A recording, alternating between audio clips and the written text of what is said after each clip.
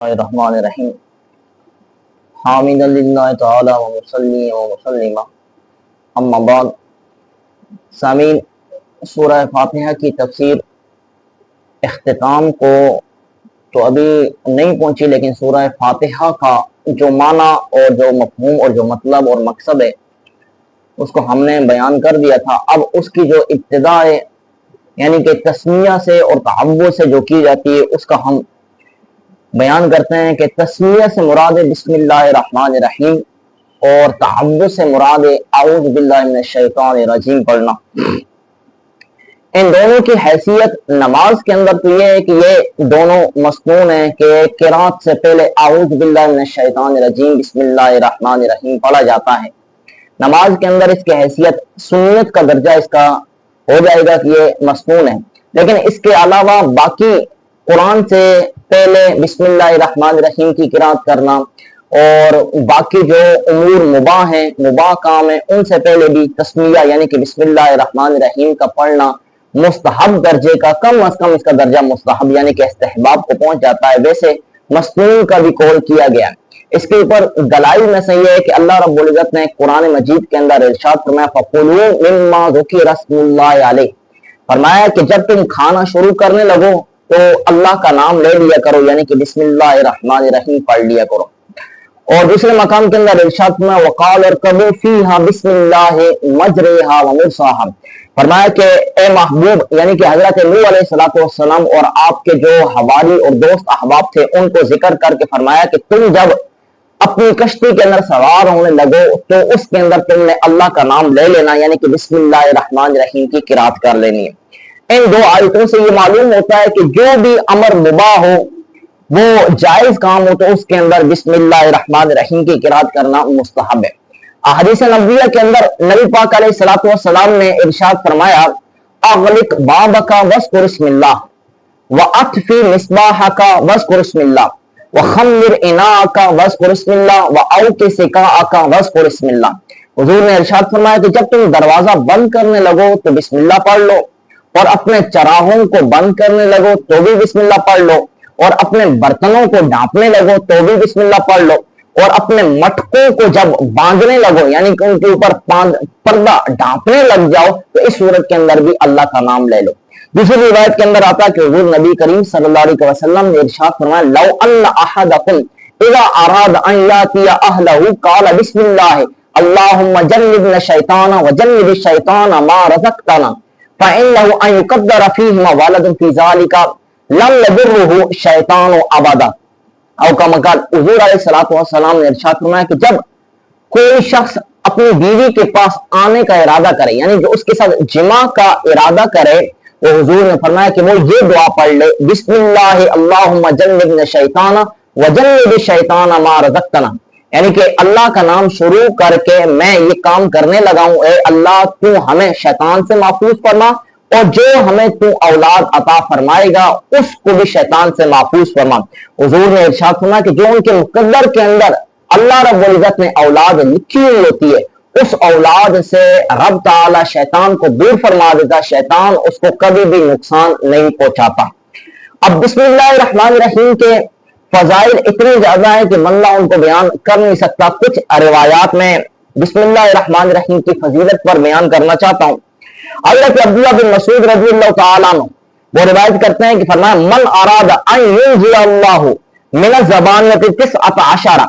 فلیقرأ بسم اللہ الرحمن الرحیم لیجعل اللہ بکل حرف منها جنۃ من کل واحد۔ حضور علیہ السلام نے ارشاد فرمایا، حضرت عبداللہ بن مسعود وہ روایت کرتے ہیں کہ جو شخص جہنم کے 19 طبقات سے نجات چاہتا ہے، بچنا چاہتا ہے تو وہ بسم اللہ الرحمن الرحیم پڑھ لے۔ بسم اللہ الرحمن الرحیم کے 19 حروف ہیں، ان 19 حروف کے بدلے کے اندر ہر حرف کے بدلے رب تعالیٰ ایک فرشتہ پیدا فرما دے گا اور ایک ڈھال پیدا فرمائے گا کہ اس جہنم کے طبقے سے اس کو کیا مل جائے گی، اس سے آزادی مل جائے گی اور نجات مل جائے گی۔ حضرت عائشہ وہ روایت کرتی ہیں کہ جس وقت بسم اللہ الرحمن الرحیم کی یہ آیت قرآن مجید فرقان حمید کے اندر نازل ہوئی تو اس آیت کے نزول کے وقت جتنے پہاڑ تھے سارے کے سارے پہاڑ بسم اللہ الرحمن الرحیم पुकार पुकार कर कहने लग गए, हत्ता कि लोगों के अंदर ये मशहूर हो गया कि ये क्या, ये आवाजें कहां से आ रही हैं। और उन्होंने ये कहा कि हजरत मोहम्मद सल्लल्लाहु अलैहि वसल्लम ने पहाड़ों के ऊपर बिल्ला जादू करना शुरू कर दिया कि पहाड़ों के अंदर आवाजें निकलना शुरू हो गई। अब रब ताला को ये उनका कहना पसंद ना आया तो रब ताला ने एक बादल भेजे, उन बादलों के आने की वजह से अहले मक्का पर साया छा गया। फिर नबी करीम अलैहिस्सलाम ने बिस्मिल्लाहिर्रहमानिर्रहीम की किरात की तो वो आवाजें क्या हो गई, बंद हो गई। हुजूर अलैहिस्सलाम ने इरशाद फरमाया कि जो बंदा बिस्मिल्लाहिर्रहमानिर्रहीम कहेगा तो इस एक कौल की वजह से सारे के सारे पहाड़ उसके साथ बिस्मिल्लाहिर्रहमानिर्रहीम की किरात करेंगे, लेकिन उनकी जो किरात की जो आवाज होगी वो उसको सुनाई ना देगी। इसी रिवायत हजरत आयशा से वो रिवायत करती है कि नबी करीम अलैहिस्सलाम के यार मेरे वालिद मोहतरम हजरत अबू बकर सिद्दीक रज़ियल्लाहु तआला अन्हु ने मुझे इरशाद फरमाया, अला उअल्लिमुका दुआन अल्लमनी है रसूलुल्लाह सल्लल्लाहु अलैहि वसल्लम। ये दुआ को याद रखना, ये ऐसी दुआ है कि इस दुआ के अंदर हजरत अबू बकर सिद्दीक ने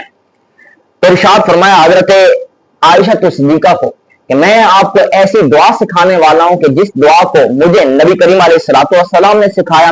और हजरत ईसा अलैहिस्सलाम अपने यारों को, अपने दोस्तों को और हल्का अहबाब को फरमाया करते थे। और ये वो दुआ है कि जिसके बारे में हजरत अबू बकर सिद्दीक कहते हैं कि अगर उहद पहाड़ जितना भी सोना अगर हो और वो सोना उहद पहाड़ के जितना किसी के ऊपर कर्ज चल जाए तो ये दुआ अगर कोई आदमी पढ़े तो वो दुआ की बदौलत और इस दुआ के सदके रब ताला उससे इस कर्ज को माफ फरमाएगा और इस कर्ज को उतार देगा। आजकल मादा परस्ती का दौर है और गुर्बत का दौर है, हर किसी को अफरा तफरी लगी हुई है, हर कोई चाहता है कि मेरे पास क्या आ जाए, माल आ जाए। तो लोग माल कमाने की खातिर कर्ज तक लेने के ऊपर क्या हो जाते हैं, आमादा हो जाते हैं, लोगों के ऊपर कर्ज बहुत चल जाता है, तो वो तरह तरह के हीले करते हैं। तो अगर ये दुआ पढ़ी जाए तो इंशाअल्लाह रब ताला के हुक्म से उनके कर्जों के अंदर आसानियां होंगी और उनके कर्जों से क्या होगी, उनको निजात हासिल होगी। और वो दुआ क्या है कि हजरत अबू बकर सिद्दीक फरमाते हैं वो दुआ अल्लाहुम्मा फारिजल हम काशिफल हम मुजीब दावतिल मुत्तरीन रहमान दुनिया वल आखिरा व रहीमा अंत तरहमनी रहमतन तुगनी बिहा अम्मन सिवाक। इस दुआ को अगर कोई बंदा पढ़ता है तो उसके सारे के कर्जे क्या हो जाते हैं, उतर जाते हैं। और वो दुआ इसका ये माना है अल्लाहुम्मा फारिजल हम, ए अल्लाह मुझसे गमों को तकलीफों को दूर फरमा, मुजीब दावतिल मुत्तरीन, तू क्या करता है कमजोरों की और हम जैसे बेकसों की दुआओं को कबूल फरमाता है। रहमान दुनिया वल आखिरा व रहीमा, दुनिया व आखिरत के अंदर तू रहम करने वाला है। अंत तरहमनी रहमतन तुगनी बिहा अम्मन सिवाक, ए मेरे अल्लाह तू मुझ पर अपना रहम फरमान और अपनी रहमत के सदके लोगों से और जिससे मेरी क्या उम्मीद नहीं बनती हो उन तमाम से मुझे क्या कर दे, बेनियाज कर दे और तू मुझ पर अपना इनाम और इकराम फरमा। ये बिस्मिल्लाहिर्रहमानिर्रहीम की मुख्तसर सी तफसीर और तौज़ीह हमने बयान की फजीलत के एतबार से और बिस्मिल्लाहिर्रहमानिर्रहीम को पढ़ने के एतबार से। एक बहुत प्यारा नुक्ता अल्लामा रियाजुद्दीन साहब ने तफसीर रियाजुल कुरान के अंदर जिक्र फरमाया। वो फरमाते हैं कि अल्लाह रब्बुल इज्जत के 3000 नाम हैं, उनमें से 1000 नाम मलाइका को याद है, 1000 नाम अंबिया को याद है और बाकी 1000 में से 300 नाम तौरात के अंदर लिखे हुए हैं, 300 नाम जबूर के अंदर लिखे हुए हैं, 300 नाम इंजील के अंदर लिखे हुए हैं और 100 में से 99 नाम कुरान मजीद फुरकान हमीद के अंदर मजकूर हुए, जिक्र हुए। और एक खास नाम है, उस एक खास नाम को सिर्फ अल्लाह रब्बुल इज्जत खुद ही जानता है, कोई और नहीं जानता। लेकिन इन 3000 नामों की जो फजीलत है, उनकी जो अहमियत है, वो सारी की सारी बिस्मिल्लाहिर्रहमानिर्रहीम के अंदर रब ताला ने जमा फरमा दी है। इसलिए जो बंदा बिस्मिल्लाहिर्रहमानिर्रहीम की किरात करता है वो ऐसे जैसे कि उसने अल्लाह रब्बुल इज्जत के 3000 नामों को जिक्र किया हो और रब ताला के 3000 अस्मा के साथ रब ताला को याद फरमाया हो। रब ताला इस दुआ के हक ताला हमें सही मानों के अंदर समझ अता फरमा और उस पर अमल पैराओं की तौफीक अता फरमाए।